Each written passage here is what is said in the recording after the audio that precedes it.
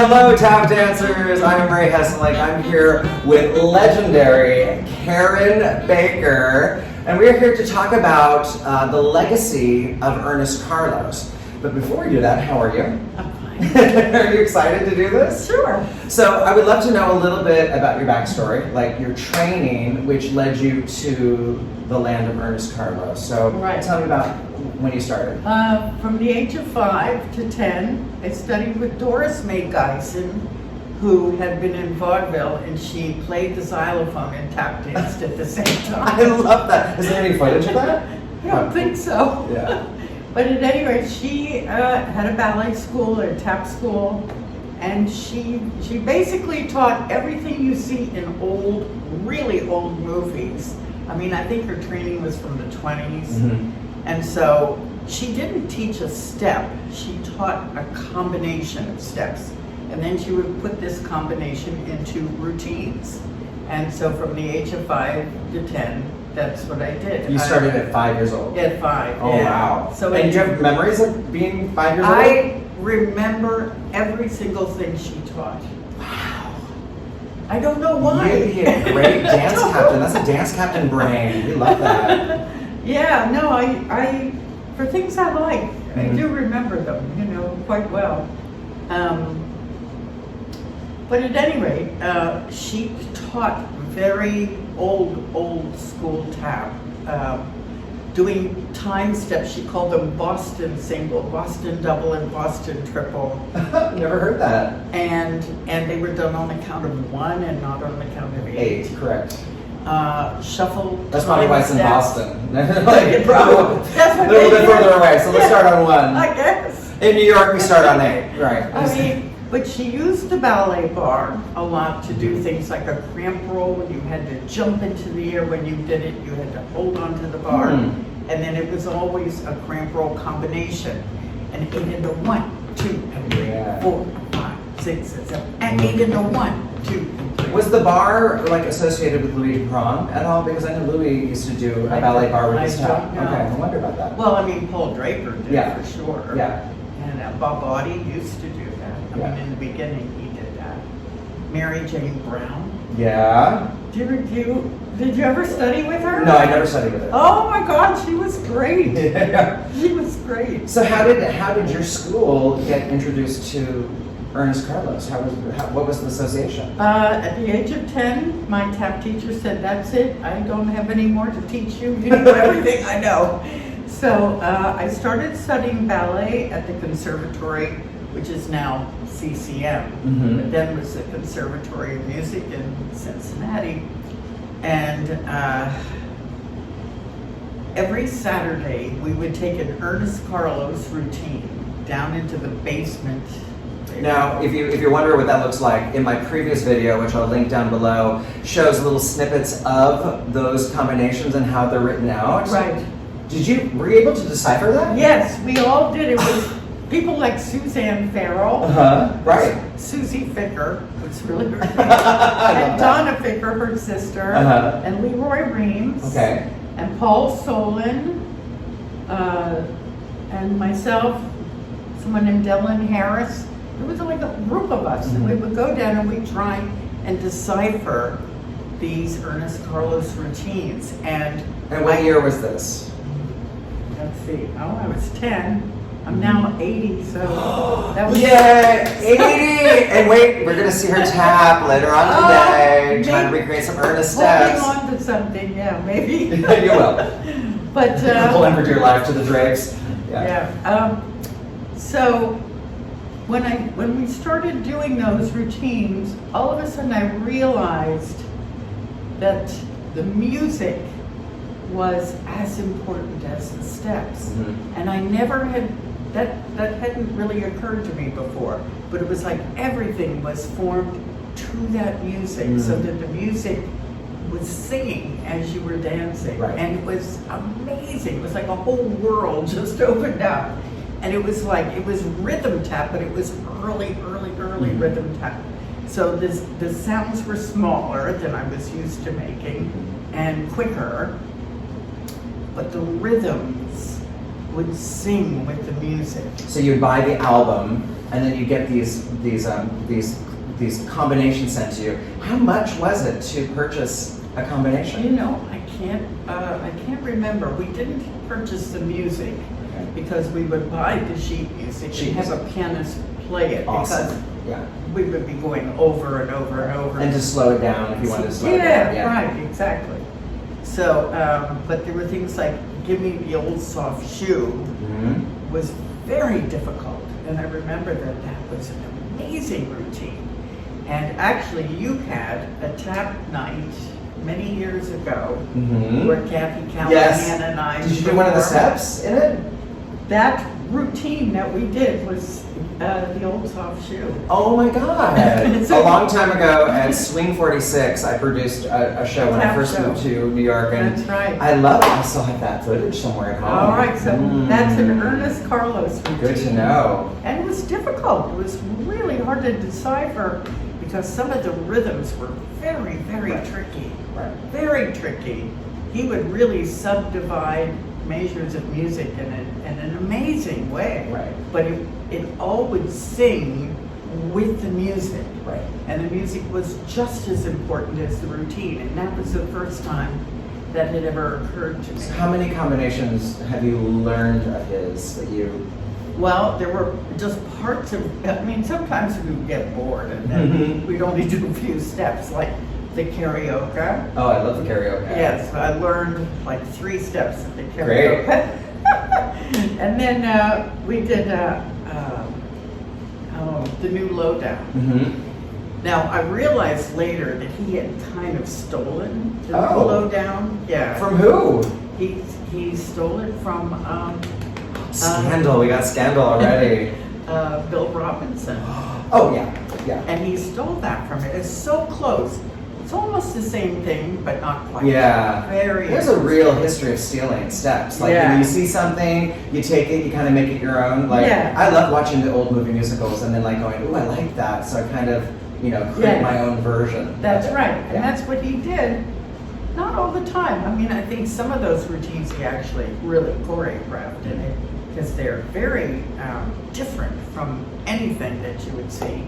And then other things, it looks like you kind of stole. When I learned the small snippet of T for Two, the shifting of weight was really difficult. We did nerve tap turns, and then there was a whole section where there was no repetition. It was like a lot of scuffs and dips and the toes, and just remembering the pattern of it was mind-boggling. Yes. I remember Miriam spending a lot of time, teacher Miriam Nelson, I'm referring to, taught me.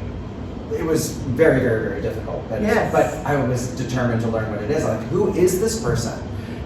Who got me, of course, started to wonder, like, where is his legacy? And so happy that we have a little bit here that we can, keep on online for a long time. Yeah. Did you ever meet Ernest in person? No, I used to see him in the Phil Black studio. At the time I came to New York, he was quite heavy and he was barely moving.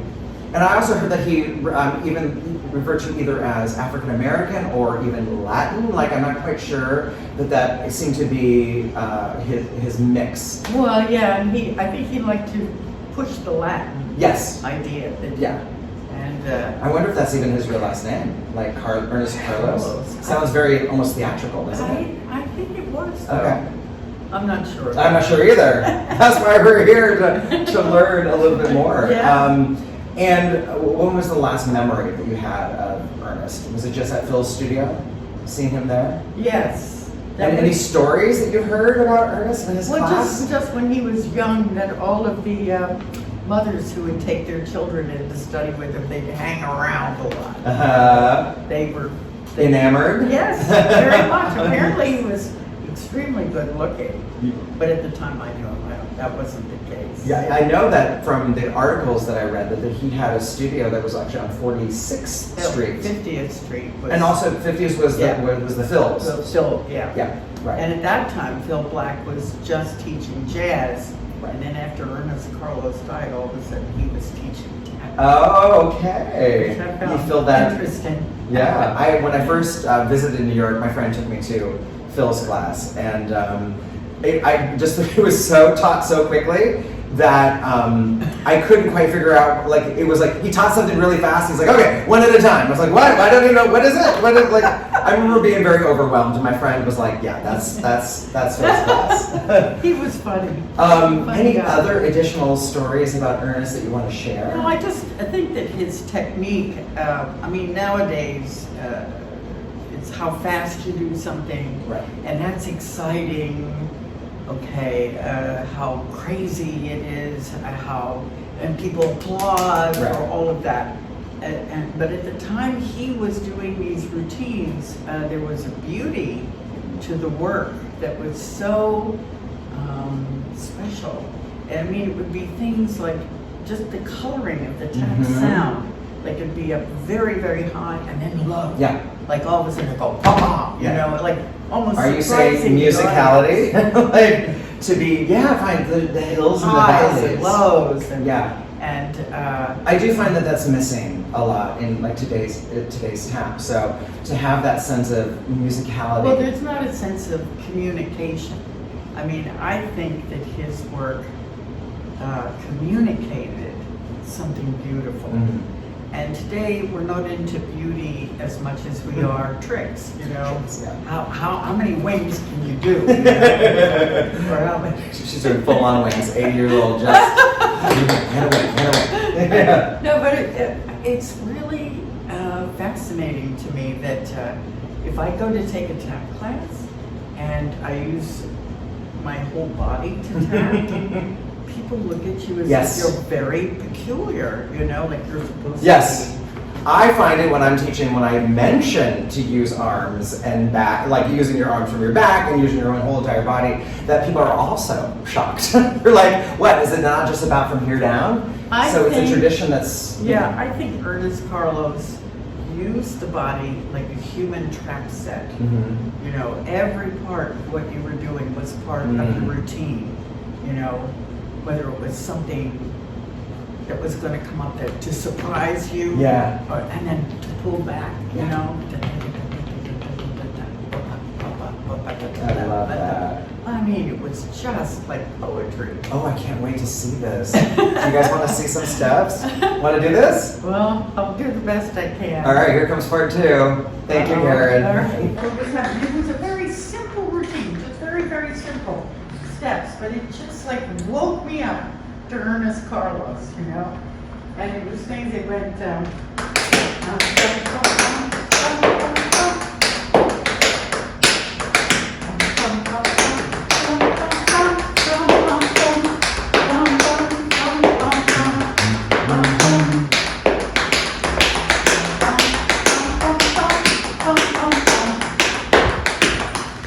you know, and I went, what? How did that happen? Then he went into the second one.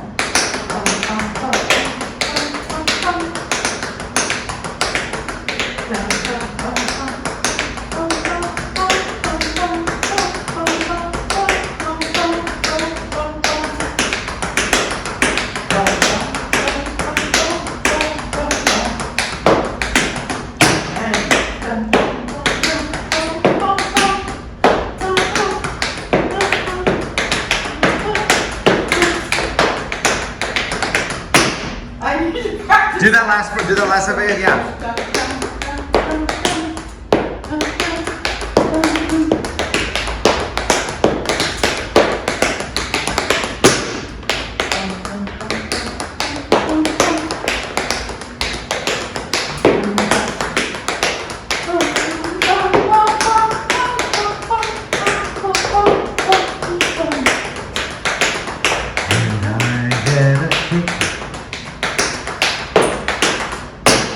It was that kind of musicality that works so perfectly. I love that he just takes like a couple of basic steps, like a Broadway and a slap and a flap heel, and then just makes it a canon and an etude. It's really fun. And that was the first thing I learned from him. And then,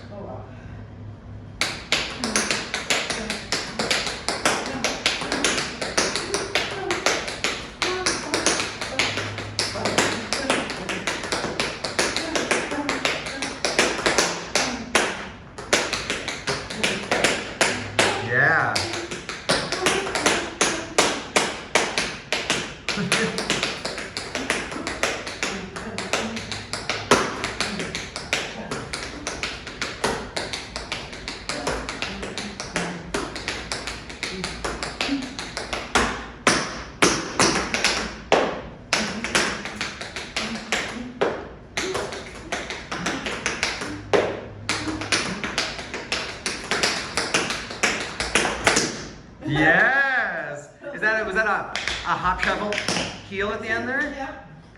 That's in the T for two, that little hop shuffle heel. What song was that to? That was the new lowdown. That was the new lowdown. Really, really good. Now, if you look at Bill Robinson doing the new lowdown, You'll see he's similarities. so close. Yes. Okay.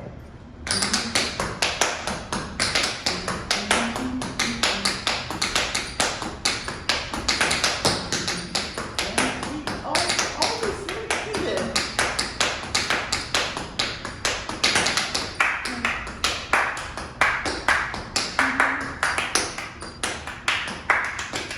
I forget.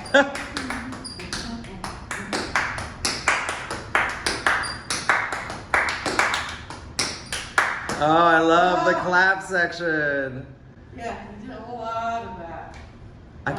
When you're doing that, I could hear the melody of the karaoke as you're doing it. Yes. It's like it's a choreographer's dream. Ba-da-da-da-da-da-da-da. You know, you hear Yes. that. What was the turn again? It was And you did an inside rodajam? yeah, then it was Wow. like an inside rockers turning. Uh-huh. Love it. But